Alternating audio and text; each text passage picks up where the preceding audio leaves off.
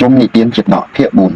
4ជាបន្តទៅទៀតនេះសូមតាមដានដណ្ដាប់រឿងសញ្ជីវៈមានុបសង្គ្រោះអសប្បុរសនិងវិនាសខ្លួនដោយពិតកាលកន្លងទៅហើយមានមានុបម្នាក់ឈ្មោះសញ្ជីវៈបានសិក្សាមន្តវិជ្ជាការជាមួយនឹងសិស្ស500រូបក្នុងសំណាក់អាចារ្យទិសាប៉ាមកនាក្រុងពេរិណសីសញ្ជីវៈមានុបបានសុំលោកអាចារ្យរៀនមន្តប្រោះសត្វស្លាប់ឲ្យរស់មកវិញលុះមន្តវិជ្ជាសាសបានសម្រេចហើយថ្ងៃមួយមានុបនោះបានចូលទៅរកអុសក្នុងមហាវ័នជាមួយនឹងសិស្សនានាបានប្រទះខ្លាស្លាប់មួយ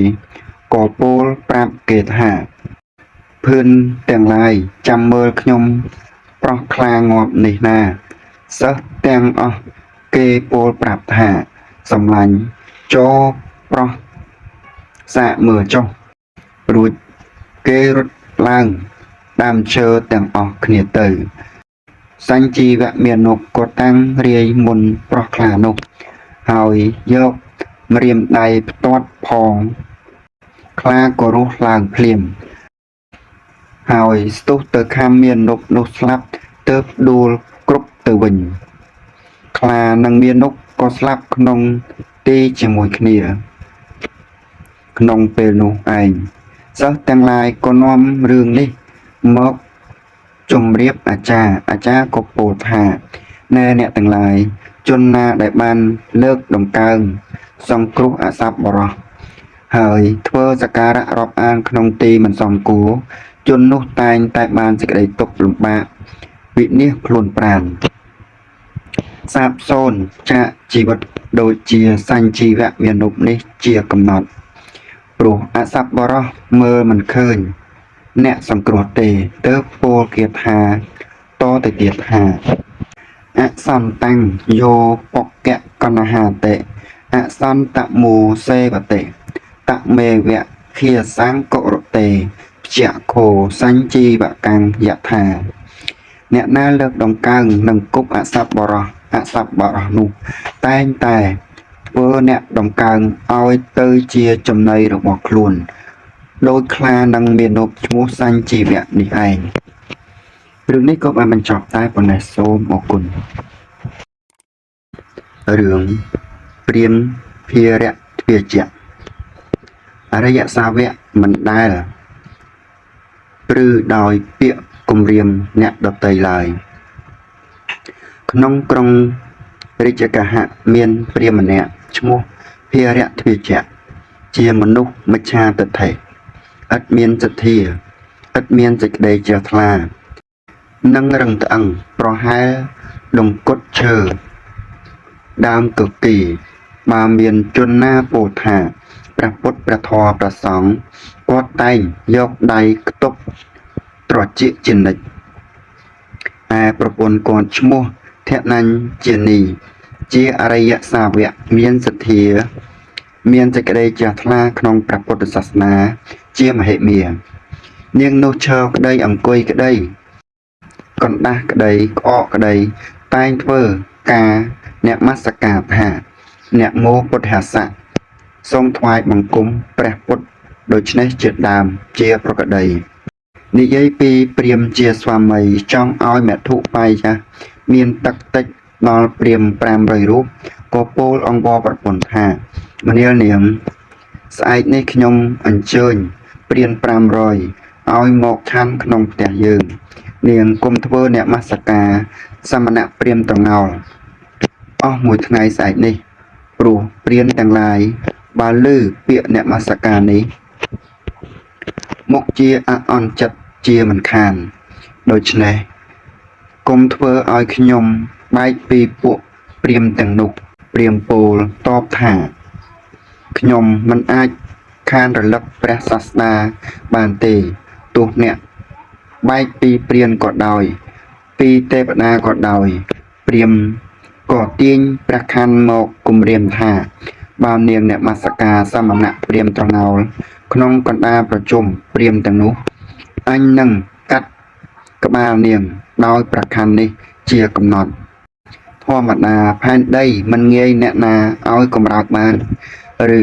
អ្នកណាមួយអាចបង្វិលភ្នំសិនេរុបាននោះគ្មានព្រះអរិយសាវកទាំងឡាយក៏មិនងាយអ្នកណាបង្វិលបានយ៉ាងនោះដែរព្រោះហេតុនោះបានជានាងព្រាហ្មណីជាអរិយសាវកពោលថាសច្ចេមੰអង្គៈមង្គានិកាមੰឆេចសិព្រាហ្មណនេវិហੰវិរៈមិសាមិពុទ្ធសេដ្ឋសាសនាមនាលព្រានបានអ្នកពិតជាកាត់អវយវៈតូចធំខ្ញុំឲ្យខ្ញុំវាចាកសាសនាព្រះពុទ្ធដ៏ប្រសើរក៏ពិតជាមិនបានដែរព្រានមិនប្រហារនាងព្រាហ្មណីក៏ពោលថានាងគប់ចិត្តកម្មណាចូលធ្វើកម្មនោះចុះលុះថ្ងៃព្រឹកឡើងក៏ឲ្យគេចាត់ចែងបាយស័កហើយឲ្យទៅប្រាប់ផាត់កាលដល់ព្រាហ្មណ៍ទាំងឡាយមកអង្គុយជួរគ្នាឯព្រាហ្មណ៍ក៏អង្គុយនៅទីបំផុតនៃជួរនោះដែរព្រាហ្មណីកាន់វែកមាសចូលទៅអង្គាសផាត់ឲ្យព្រានទាំងឡាយប៉ះតង្កិចជើងនឹងជ្រុញហើយក៏រលឹកចំពោះព្រះសាសនាធ្វើប្រមាណវាចាលើកដៃប្រណម្យទៅរកវត្តវេលវ័នថានមោតស្សៈភគវតោអរហតោសម្មាសម្ពុទ្ធស្សៈអស់វរៈ3ដងលំដាប់នោះពួកព្រានខ្លះបរិភោគរួចហើយ